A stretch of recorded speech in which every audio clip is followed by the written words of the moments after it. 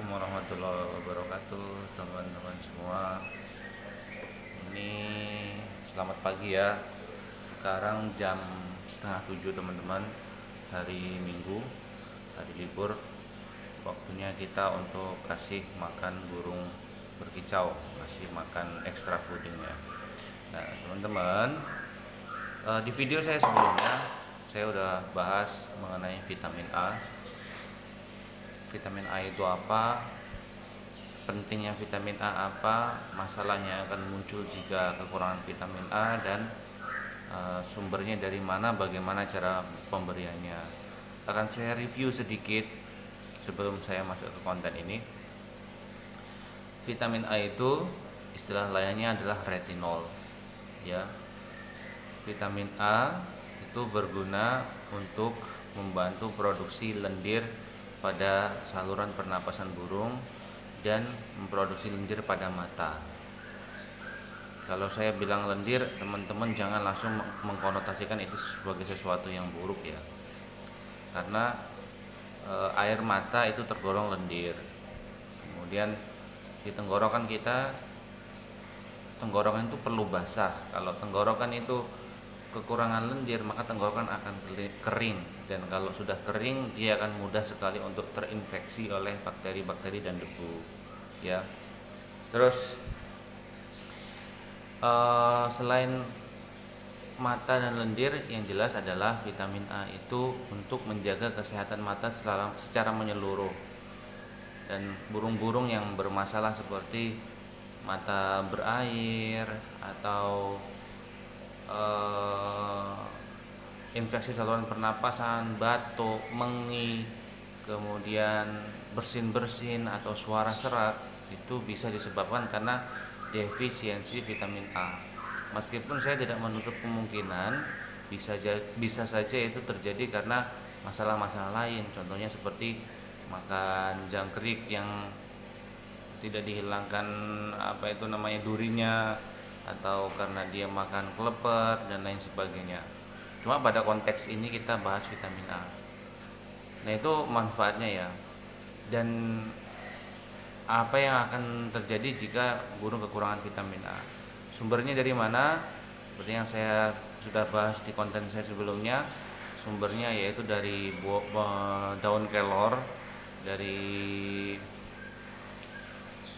minyak kelapa sawit ya, minyak kelapa sawit yang teman-teman buat sendiri ya. Meskipun minyak kelapa sawit, minyak sayur yang buat goreng itu juga mengandung vitamin A, tapi karena dia sudah melalui filterisasi yang banyak sekali dan proses pemanasan yang sangat tinggi, sehingga kandungan vitamin A nya juga akan berkurang, sehingga itu juga kurang bagus kalau yang kondisi sudah jadi minyak goreng gitu. Jadi kalau mau kasih minyak kelapa sawit ya teman-teman buat aja sendiri caranya. Kelapa sawit itu buahnya yang sudah matang itu direbus sampai layu. Setelah layu teman-teman peras dan teman-teman simpan di kulkas. Pemberiannya berapa? Pemberiannya 1 tetes atau 2 tetes sekali pemberian, 2 kali seminggu. Bisa teman-teman terserah mau diberikan hari apa, yang jelas saran saya 2 kali seminggu diberikan. Sumbernya selain dari kelor, kemudian dari minyak kelapa sawit, teman-teman juga bisa berikan carrot, apa itu bahasa Indonesianya, wortel, sorry ya. Teman-teman juga bisa berikan wortel untuk burung kesayangan kita. Terus yang option yang terakhir, teman-teman bisa berikan minyak ikan. Saran saya pemberian minyak ikan itu tidak usah terlalu banyak. Karena apa? Karena minyak ikan yang dalam kapsul kecil aja itu, yang hanya beberapa tetes itu isinya sekitar 5-7 tetes, itu sudah memenuhi kebutuhan kebutuhan vitamin harian untuk manusia seperti saya ya. Maksud saya begini, saya dengan berat badan 93 kilo ya, makan satu kapsul yang segini ini sudah memenuhi setengah kebutuhan saya. Artinya saya butuh 2 kapsul. Nah, bagaimana kalau burung, misalnya burung murai batu yang besarnya hanya sejempol kaki gitu, berarti kita hanya butuh setengah tetes saja udah cukup sebenarnya, maksimal 1 tetes. Bisa kita berikan 2 kali seminggu, jangan diberikan terlalu banyak ya, karena segala sesuatu meskipun baik tapi kalau dia berlebihan dia akan menjadi buruk. Oke, lalu kalau pemberian kelor dan wortel untuk burung, kan tidak semua burung mau makan tanaman, tidak semua burung mau makan sayuran, maksud saya gitu. Caranya adalah melalui jangkrik. Nah ini contohnya, ini teman-teman ya, ini jangkrik saya. Sebenarnya saya punya stok jangkrik tuh banyak ya. Jadi ada 2 tempat. Tempat yang pertama itu di ember besar, tempat yang kedua di wadah kecil. Nah jangkrik-jangkrik yang memang dia bagus, dia gemuk-gemuk, dia sehat, akan saya masukkan ke wadah kecil ini dan saya beri ini daun kelor dan wortel. Nah ini wortelnya udah dimakan teman-teman ya, wortelnya udah dimakan, tinggal kulit luarnya aja yang nggak dimakan sama jangkriknya tadi. Kalau yang di ember besar makanannya apa? Sama aja makanannya, wortel dan daun kelor. Nah untuk tempat sembunyi jangkriknya saya pakai ini wadah apa ini, telur ya. Sebenarnya akan lebih bagus lagi kalau teman-teman bisa kasihnya itu loh, daun pisang yang udah kering ya. Jadi daun pisang yang udah kering itu teman-teman masukkan itu sebagai media sembunyi jangkrik, karena jangkrik kan butuh tempat bersembunyi.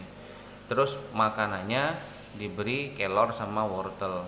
Tapi kalau pakai kayak gini, pakai apa ya, saya karpet telur ini ya. Kalau pakai karpet telur tuh boleh nggak sih bro gitu? Ini saya kebetulan aja pakai karpet telur. Biasanya saya pakai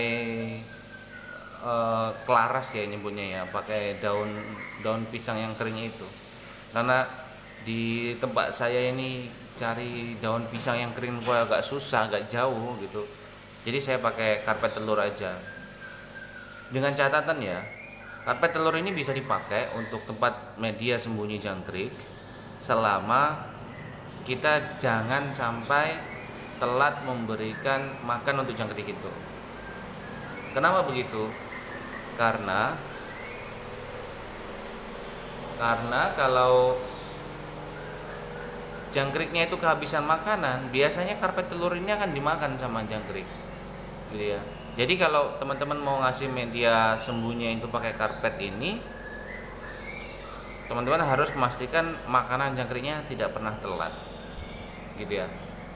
Jadi ini untuk rawatan harian teman-teman, untuk rawatan harian untuk memastikan kecukupan vitamin A pada burung kita.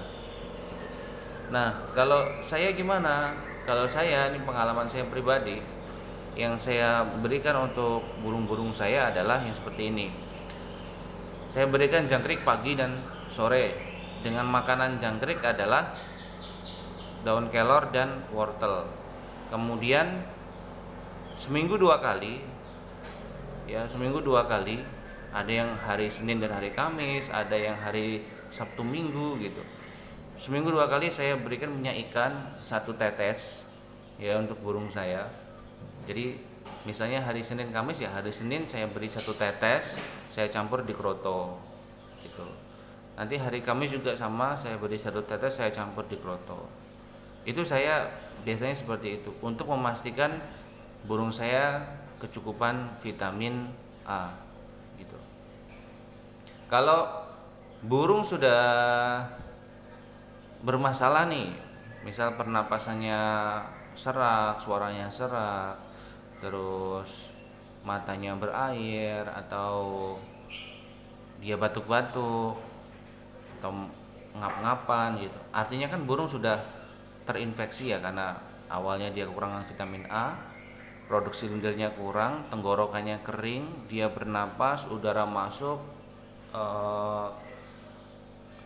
bakteri masuk juga gitu, dan tidak tertangkap oleh lendir-lendir yang ada di tenggorokan burung, sehingga yang terjadi adalah infeksi. Nah kalau sudah infeksi seperti itu, akan saya berikan antibiotik. Antibiotik yang biasa saya gunakan apa nanti akan kita bahas. Yang jelas konten ini kita masih lanjutan dari pembahasan vitamin A ya. Nah, ini teman-teman, ini jangkriknya.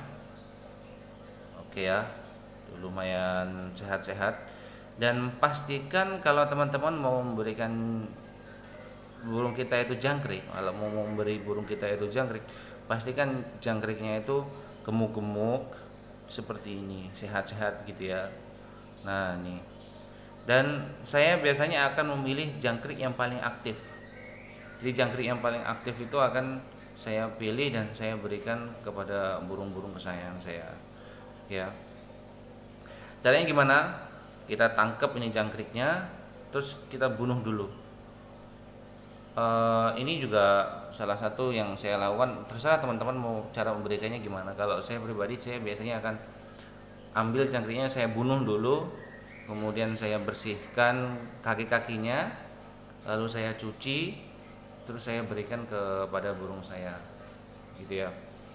Meskipun ada mungkin teman-teman yang langsung dipetelin kakinya, itu juga nggak masalah, tapi kalau menurut saya janganlah, kasihan ya, karena bagaimanapun juga kita harus berperilaku yang baik untuk kepada hewan-hewan, termasuk jangkrik. Kita nangkap jangkrik langsung kita bunuh terus kita berikan kepada burung, itu jauh lebih ma'ruf daripada kita memberikan jangkrik dalam kondisi hidup dan burung mematokinya. Kadang-kadang jangkrik dalam kondisi hidup dipetelin kakinya, itu menurut saya kurang bagus lah ya, kurang baik akhlaknya terhadap hewan tadi.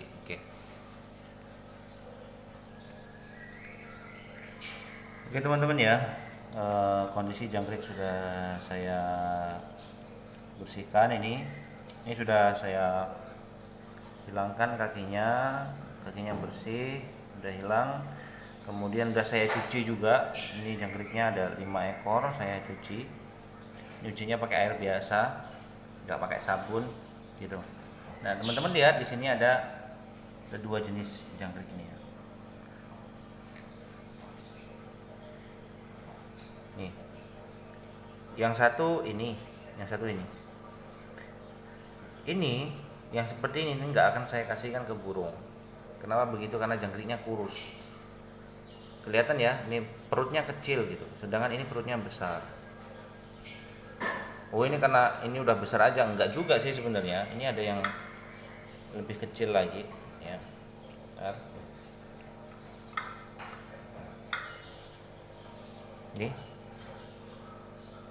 Ini perutnya besar teman-teman. Kalau ini perutnya kecil, artinya apa? Jangkrik yang ada kakinya ini dia nggak makan banyak gitu. Artinya jangkriknya nggak makan banyak, jadi perutnya itu biasanya meskipun ada isinya tapi sedikit gitu. Sementara yang ini meskipun ini badannya sebenarnya lebih kecil ya, tapi perutnya lebih besar. Nah nih artinya apa? Berarti jangkrik ini makan banyak gitu. Sementara ini tuh kan perutnya kecil ya, tuh perutnya kecil. Sementara yang tadi itu kan perutnya gede tuh. Nah nih perutnya gede, yang ini nih, yang ini perutnya gede kan. Nah yang perutnya gede-gede seperti itu, itulah yang akan saya berikan ke burung saya. Sementara yang perutnya kecil seperti ini enggak saya berikan ke burung saya. Nah ini udah terlanjur saya bunuh tadi ya. Nah kalau udah kayak gini jangan dibuang juga, kasihan karena udah dibunuh tapi nggak kita manfaatkan. Apa yang akan saya lakukan? Biasanya akan saya kasihkan ke ikan peliharaan saya. Nah ini ikan saya ini namanya Dori ya. Nih dia makan jangkrik teman-teman ya. Dia makan jangkrik, dia makan cicak, makan kodok, apapun itulah jenis serangga ataupun vertebrata kecil yang masih hidup. Kalau bangkai biasanya dia nggak mau makan nih. Tuh. Nah, makanya teman-teman ya. Tuh. Kalau ini jambu ya, jambu air yang saya masukkan di sini. Oke. Jambu air yang saya masukkan di sini tujuannya untuk ngasih makan itu ikan sapu-sapu. Ikan sapu-sapunya yang ngumpet di sana itu. Ikan sapu-sapu itu bermanfaat untuk ngebersihin lumut-lumut di sekitar dinding-dinding akuarium. Oke, itulah yang jelas jangkrik yang tidak saya manfaatkan akan saya berikan kepada ikan saya. Ini ada 5 ekor. Jangkriknya cuma saya bersihkan kakinya aja teman-teman ya. Biasanya kalau jangkrik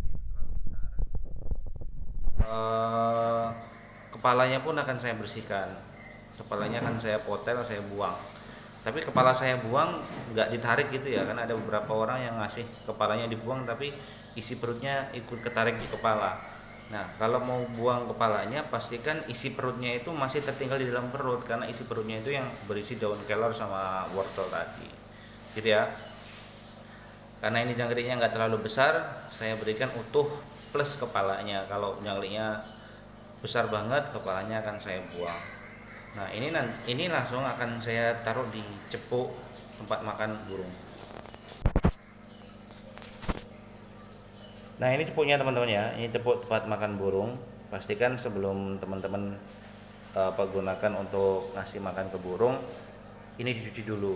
Biasanya sih kalau saya ini jangkrik saya masukkan ke sini. Terus ini saya masukkan ke kandang, burung makan. Selesai burung makan, cepuk ini langsung saya ambil, terus saya cuci, terus saya simpan kayak gitu. Nanti kalau sore makan kayak gitu lagi, saya ambil, saya kasih jangkrik, terus saya kasihkan ke burung. Setelah burung selesai makan, saya ambil, saya cuci, saya simpan lagi gitu ya.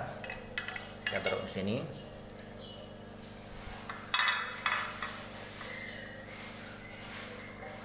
Oke, ini 5 ekor ya. Ini untuk burung pertama. Nanti saya udah punya beberapa burung, ada yang makannya 5 ekor, ada yang makannya 7 ekor, ada yang makannya itu 3 ekor, macam-macam. Tergantung bagaimana settingan dan kebiasaannya seperti apa. Oke, kita kasih makan dulu ke burung kita ya teman-teman. Nah, kita cuci lagi untuk memastikan jangkriknya benar-benar bersih ya. Oke, sudah.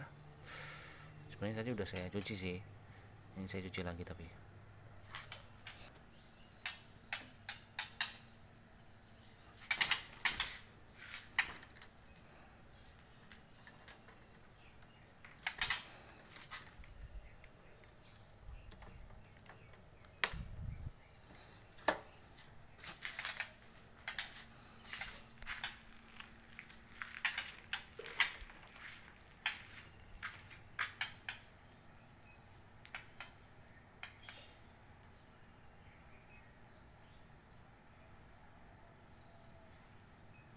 satu.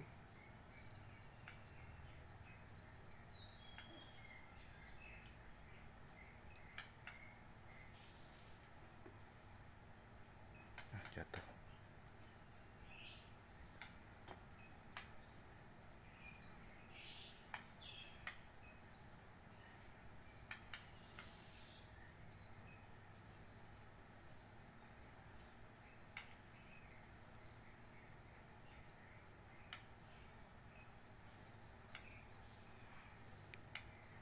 Nah, ini burung saya yang saya kasih nama Moza. Dia 2 kali mabung usianya. Settingannya biasanya memang menggunakan jangkrik 5 ekor pagi dan sore. Ini kondisi sedang tadi saya embunkan, terus sekarang dia masih berjemur di matahari pagi. Ini sekarang jam 7 kurang seperempat teman-teman.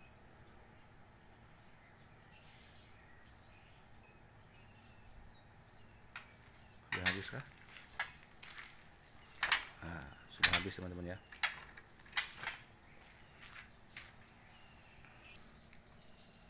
Nah, ini teman-teman jangkriknya udah habis. Dia sekarang lagi ini, tuh ada matahari di sana. Dia lagi berjemur pagi. Karena jangkriknya udah habis, kita ambil dulu itu wadah pakannya. Nah, wadah kita cuci lagi, cuci aja pakai tangan seperti ini nggak apa-apa, yang penting dibersihkan. Nah, kalau udah kayak gini, wadahnya kita simpen, nanti sore kita pakai lagi ya. Oke, itu tadi teman-teman ya, video kedua saya yang membahas mengenai vitamin A dan cara pemberiannya seperti apa untuk burung. Tadi cepuk tempat jangkriknya atau tempat ekstra foodnya udah saya simpen, akan kita gunakan lagi nanti sore. Dan setiap burung saya punya wadah jangkrik yang berbeda. Nah, nanti ini saya akan kasih jangkrik untuk burung saya yang lainnya. Yang jelas itu saya kasih contoh tadi satu burung ya. Nah, nanti polanya sama, burung selanjutnya akan saya ambilkan jangkrik, saya taruh di sini, saya cuci, terus saya masukkan ke cepuk. Oke gitu teman-teman, video mengenai bagaimana cara saya memberikan vitamin A dan memastikan kecukupan vitamin A untuk burung-burung peliharaan saya di rumah. Oke, itu aja. Makasih. Assalamualaikum warahmatullahi wabarakatuh.